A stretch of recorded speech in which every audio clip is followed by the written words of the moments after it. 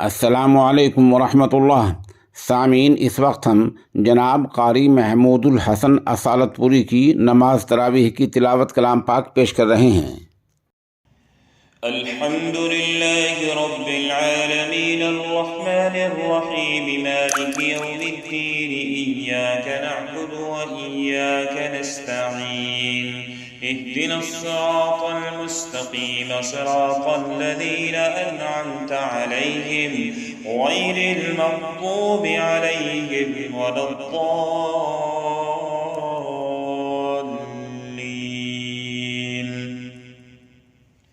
लक़द कान फ़ी यूसुफ़ व इख़्वतिही आयातुन लिस्साइलीन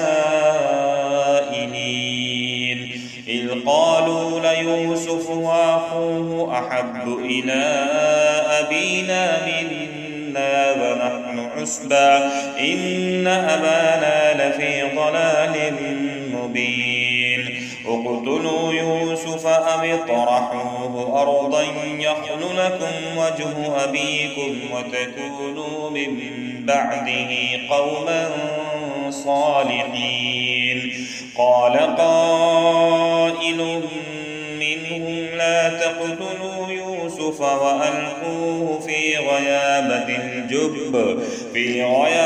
الجب يلتقطه بعض السيارة إن كنتم فاعلين.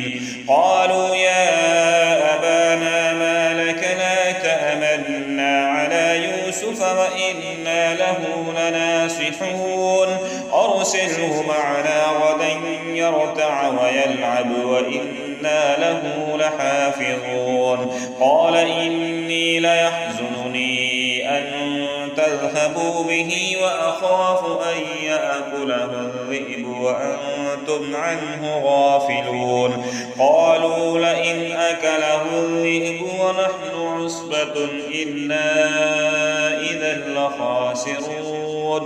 فلما ذهبوا به وأجمعوا أن يجعلوه في غيابة الجب وأوحينا إليه لتنبئنهم بأمرهم هذا وهم لا يشعرون. وجاءوا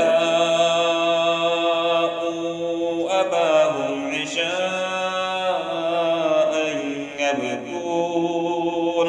قالوا يا أبانا إنا ذهبنا نستبق وتركنا يوسف عند متاعنا فأكله الذئب وما أنت بمؤمن لنا ولو كنا صادقين. وجاءوا على قميصه بدم كذب قال بل سولت لكم أنفسكم أمرا فصبر جميل والله المستعان على ما تصفون. وجاءت سيارة فأرسلوا واردهم فأدلى دلوه قال يا بشرى هذا غلام وأسروه بضاعة والله عليم بما يعملون. وشروه بثمن بخس دراهم معدودة وكانوا فيه من الزاهدين. الله